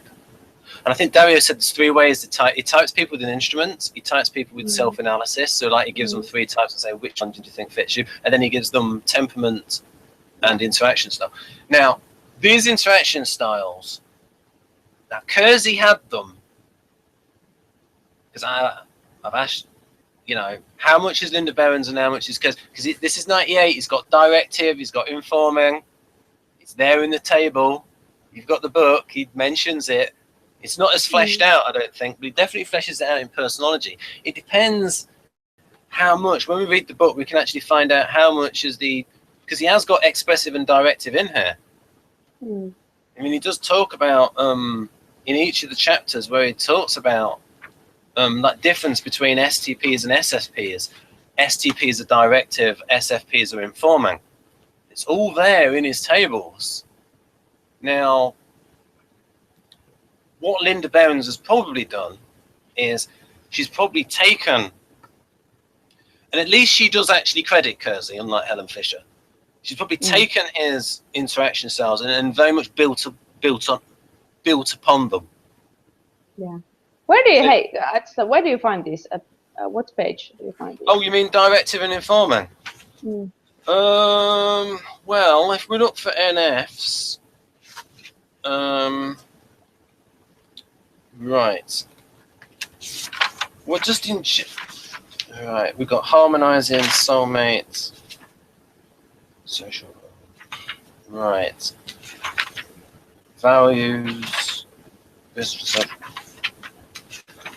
Oh, you mean where does it mention it? Oh, it mentions it in the matrix of traits. So if you go to page 148. 148. Then you've got, when it's in the second row where it says intellect, you've got things like directive and informative. And so you've got, if you're directive and expressive, then you're the extroverted. Oh, yeah. Yeah. Right, and then now, right. Right, so, right.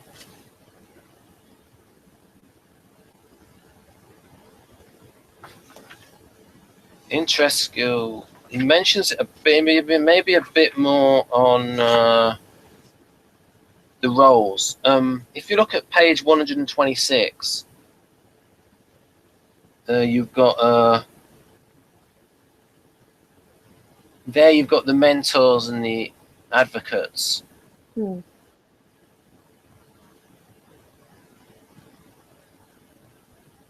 Educating for teacher, guiding for counselor, motivating for champion, and conciliating. Yeah. So he's splitting the types up based on their interaction style. So now it becomes even more explicit in personology. Now, you see, by the time this came around, though, Linda Behrens would have worked on her interaction styles. So by this time, he's actually got initiators, contenders, collaborators, accommodators. And I've put the Linda Behrens ones there. In charge, get things, notice that, chart the course, get things going behind the scenes. So it's got initiating, contending, club. But so she would have come up with hers definitely before 2010.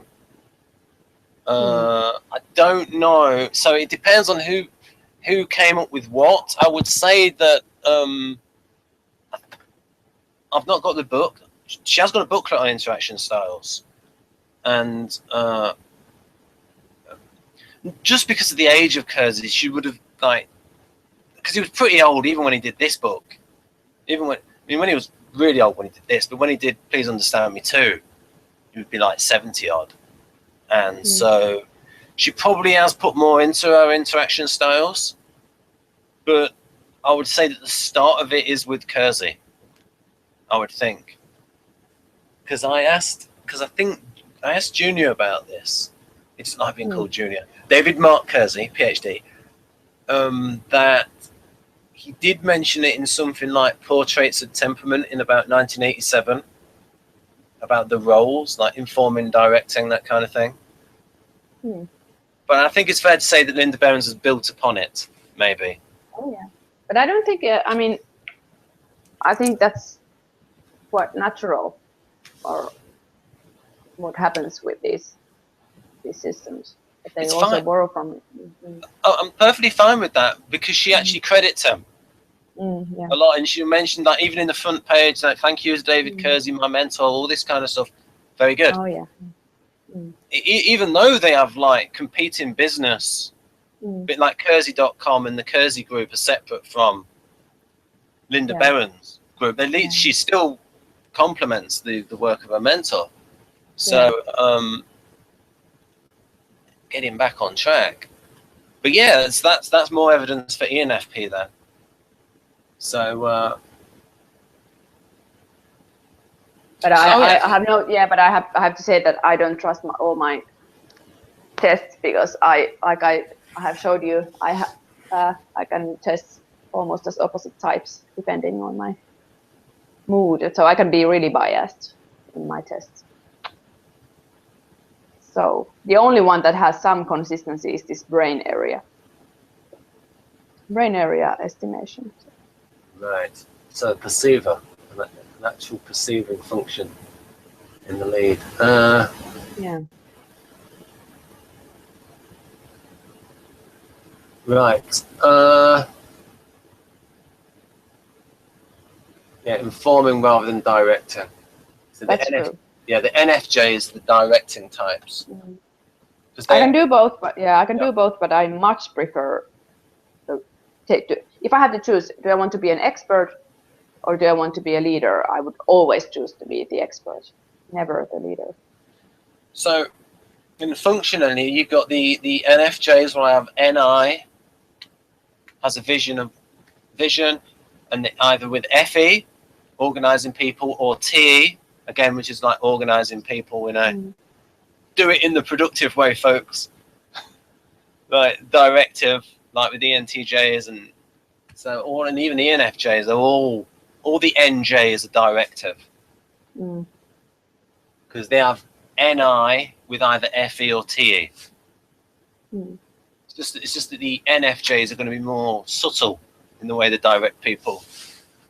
Then we got so yeah, just talking a little bit about that. What did he actually get? You know, when he said about your get things going interaction style in your DISC assessment. I mean, what about it? You want to know about it? Well, I don't know. If you could tell the audience what that sort of means, a get things going. So it would be like. Well, that was very close to if you know these 4 temperaments, like the sanguine, choleric, phlegmatic, and melancholic. It was like sanguine. Kind of. I'm not sanguine. I'm actually melancholic. So there you go. But for some reason, I got that. So it was mostly about. It was very socially oriented style of interaction. So you want to take people around you into account when. And it was. Yeah, well, it was just oriented towards social goals and in work environments, I would see that it's a preference to work with other people, and more in HR than for instance in development of something. I don't know. Well, I'm not that well diverse in DISC system, but I just see it as very similar to these other. But I know that most people wouldn't see me as as an EP temperament. So I kind of I'm quite careful of claiming ENFP by myself for myself. It might be cognitively that, but it might be a gene thing or hormone thing that sort of like makes you more wary than the EPs that generally like to less fearful. Yeah, I'm not an explorer in Helen Fisher's system. Like I'm not the dopamine junkie at all, as we know. That's not my thing. Right. I mean, remember Kretschmer, he said how much is the brain and how much is the effect of the hormones on the brain, we don't know. So there can be like a contradiction there. Oh yeah. So if we go back to so what you could do is after you've read, because you did buy 8 Keys to Self-Leadership PDF, have you looked at it yet? Yeah, I have it as an ebook, and it's because of you, because you brutally abused my curiosity. It was really bad. It was very naughty. So it's a great book. There you go, folks. It is, but he was being very very naughty in his tactics. Oh, what did I do? What did I, besides saying, it's a great book, you've got to read it. That's very naughty, that is. Yeah, but yeah, this that I show you something. Yeah, I'll show you something. You know, these little pieces, and then. Oh yes, I took grabs. Mm. I took little Yeah. photos of the SI section, Mm. and to make people. So it did. So yeah, I mean, if you want functions, people, that's a. So do you think it's which bits of it have you looked at so far? I haven't actually looked because I've been too too deep into this other. I took this neuro PQ and I've been reading about this. Yeah. So it took some time, and I even had to work, so I haven't had time to get to it. But I will. I will. And because you've still got your keys to cognition, you can like really compare it with what it has in the book, because it has the levels of development in the book. Mm-hmm. 8 keys to self-leadership. Yeah. Okay. So yeah, I mean, very good functions book. And Victor said he very much liked Dario's definition of NI in that book. Dario sent him a PDF of it. Okay. Of 8 keys to self-leadership. So we talked about the interaction style. Right, here's one. And because of their seclusiveness and reserve, they seem to care more to be a healer of conflicts than a people's champion.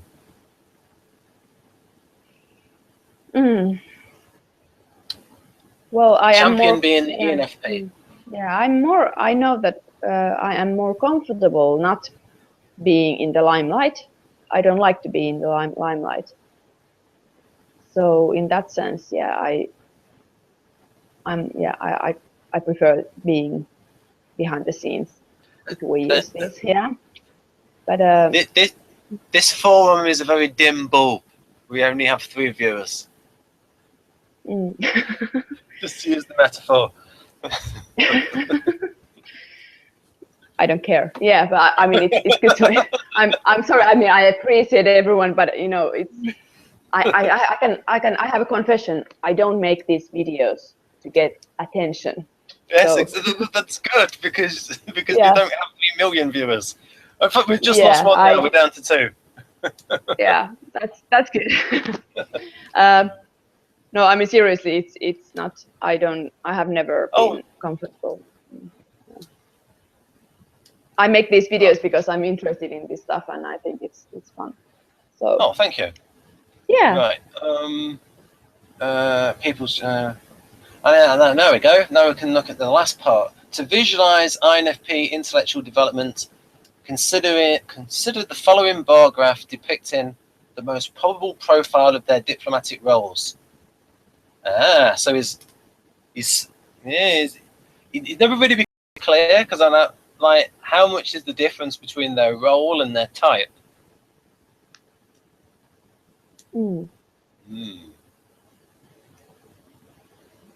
So I was going to ask Keirsey Jr. a cheeky question. When his father worked at the ranch, like with these naughty children, these juvenile delinquents, was he a counsellor? Was his type different because of his role? Or was he still an INTP?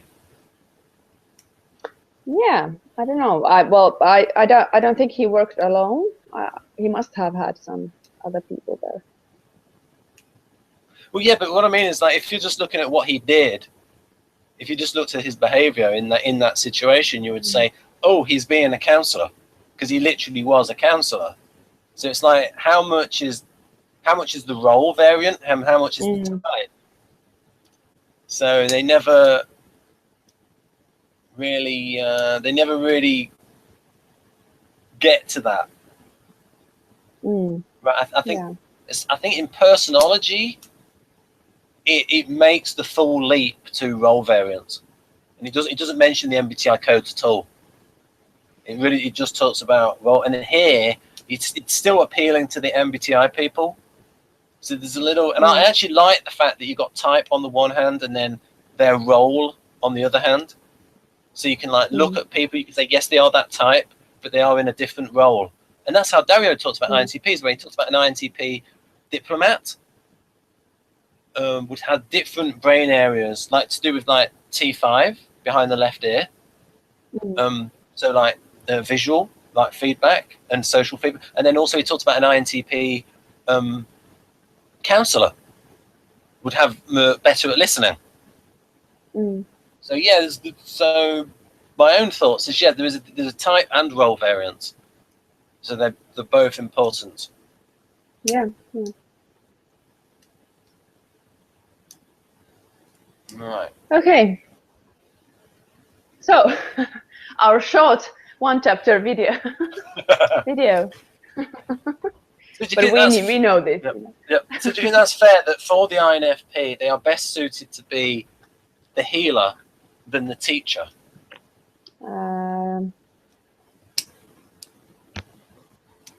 I'm thinking. Yeah, I think most INFPs. I'm thinking about their Enneagram types. Yeah, probably. Yeah, I think so. Most INFPs are 9s or 4s. So they likely enjoy one-to-one connections more than performing in front of that. Though I have to say, I know some INFPs who are really good teachers and well-liked teachers, but they can get exhausted. So it's not their primary preference being a teacher. Right. I'll just end on by showing people how this eventually changed in Keirsey's theory, where he moved away from the notion of type altogether and went completely towards role variance, where he doesn't use the MBTI letters, although they thought he might get sued. So he calls them accommodating reconcilers. And so he doesn't use the MBTI at all. So how much is type? And so I think he's gone completely over to the role variance, but that might be because this book has its legacy in Brains and Careers, because apparently there was a lot of typos in Brains and Careers, because Keirsey Senior had cancer while he was writing it, so there's lots of errors, and then this one came out.